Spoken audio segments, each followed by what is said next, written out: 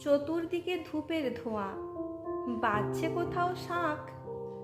ক্যালেন্ডারে চোখ চলে যায় 25শে বৈশাখ। বোন বলল, ঠাকুর পুজো, বাজছে না তো ঢাক। রেডিওতে বলছে শুধু 25শে বৈশাখ।